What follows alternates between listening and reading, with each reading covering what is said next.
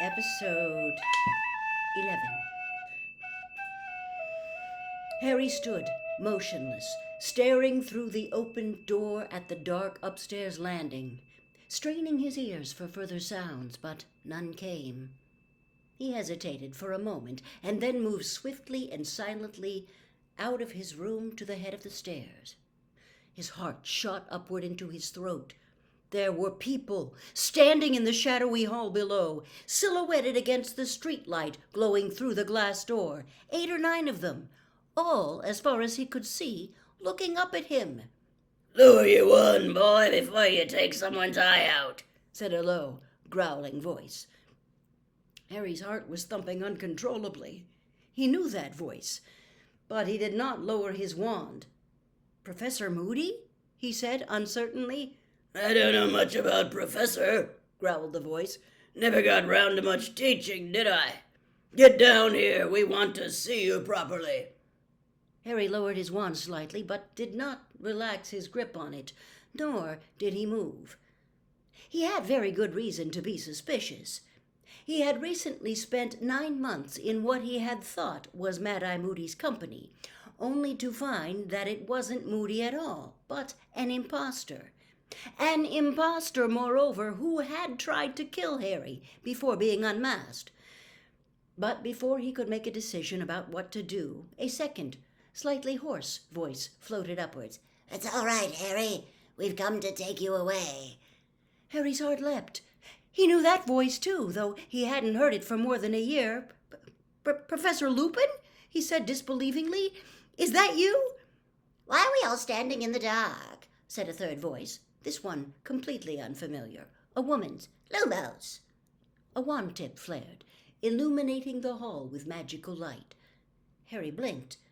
The people below were crowded around the foot of the stairs, gazing intently up at him, some craning their heads for a better look. Remus Lupin stood nearest to him. Though still quite young, Lupin looked tired and rather ill. He had more gray hair than when Harry had said goodbye to him, and his robes were more patched and shabbier than ever. Nevertheless, he was smiling broadly at Harry, who tried to smile back through his shock. "Oh, he looks just like I thought he would," said the witch, who was holding her lit wand aloft. She looked the youngest there. She had a pale, heart-shaped face, dark, twinkling eyes, and short, spiky hair that was a violent shade of violet. "Watcha, Harry?"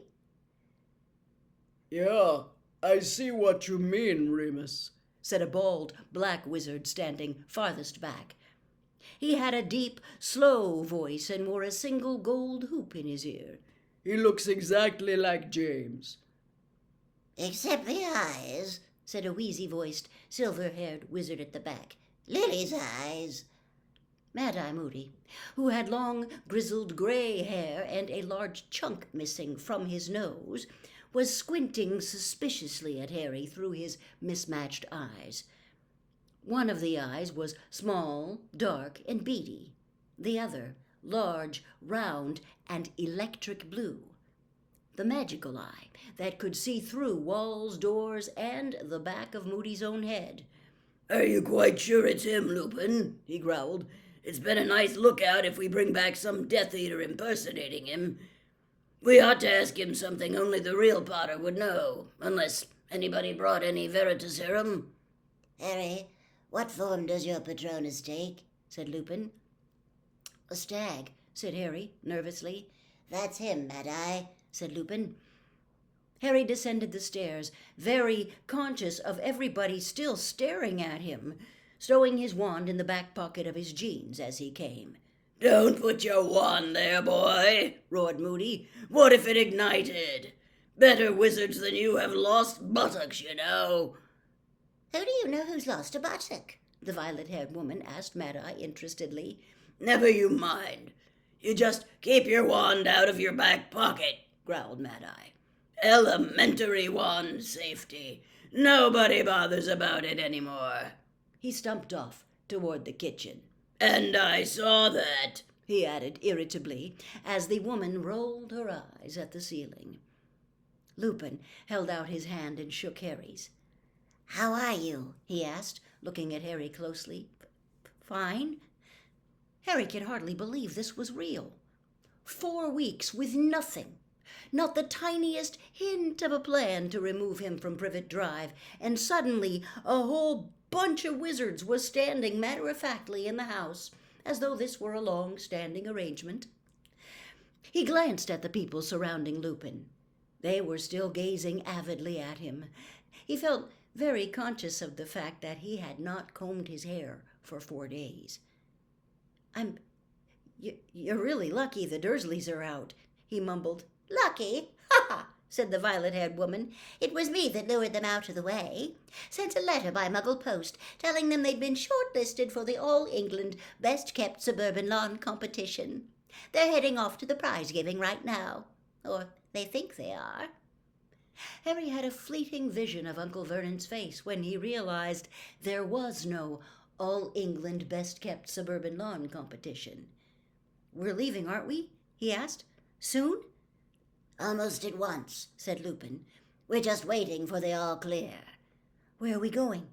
The Burrow?" Harry asked hopefully. "Not the Burrow, no," said Lupin, motioning Harry toward the kitchen. The little knot of wizards followed, all still eyeing Harry curiously. "Too risky. We've set up headquarters somewhere undetectable. It's taken a while." Mad-Eye Moody was now sitting at the kitchen table, swigging from a hip flask, his magical eye spinning in all directions, taking in the Dursleys' many labor-saving appliances. "This is Alistair Moody, Harry," Lupin continued, pointing toward Moody. "Yeah, I know," said Harry uncomfortably. It felt odd to be introduced to somebody he'd thought he'd known for a year. "And this is Nymphadora—" "Don't call me Nymphadora Remus," said the young witch with a shudder. "It's Tonks. Nymphadora Tonks, who prefers to be known by her surname only," finished Lupin. "So would you if your fool of a mother had called you Nymphadora," muttered Tonks. "And this is Kingsley Shacklebolt." He indicated the tall black wizard, who bowed. "Elphias Doge." The wheezy-voiced wizard nodded. "Daedalus Diggle." "We've met before," squeaked an excitable Diggle, dropping his top hat. "Emmeline Vance." A stately-looking witch in an emerald-green shawl inclined her head. "Sturgis Podmore." A square-jawed wizard with thick, straw-colored hair winked. "And Hestia Jones." A pink-cheeked, black-haired witch waved from next to the toaster. Harry inclined his head awkwardly at each of them as they were introduced. He wished they would look at something other than him. It was as though he had suddenly been ushered on stage. He also wondered why so many of them were here. "A surprising number of people volunteered to come and get you," said Lupin, as though he had read Harry's mind. The corners of his mouth twitched slightly. "Yeah, well, the more the better," said Moody darkly. "We're your guard, Potter." "We're just waiting for the signal to tell us it's safe to set off," said Lupin, glancing out of the kitchen window. "We've got about 15 minutes. "Very clean, aren't they, these muggles?" said the witch called Tonks, who was looking around the kitchen with great interest. "My dad's muggle-born, and he's a right old slob. I suppose it varies, just like with wizards." Yeah," said Harry. "Look," he turned back to Lupin, "what's going on? I haven't heard anything from anyone. What's Several of the witches and wizards made odd hissing noises. Daedalus Diggle dropped his hat again, and Moody growled. "Shut up!" "What?" said Harry. "We're not discussing anything here. It's too risky," said Moody, turning his normal eye on Harry. His magical eye remained pointing up at the ceiling. "Damn it," he added angrily, putting a hand up to the magical eye. "It keeps sticking, ever since that scum wore it." And with a nasty squelching sound, much like a plunger being pulled from a sink, he popped out his eye. "Mad-Eye, you do know that's disgusting, don't you?" said Tonks conversationally. "Get me a glass of water, would you, Harry?" asked Moody. Harry crossed to the dishwasher, took out a clean glass, and filled it with water at the sink. still watched eagerly by the band of wizards. Their relentless staring was starting to annoy him.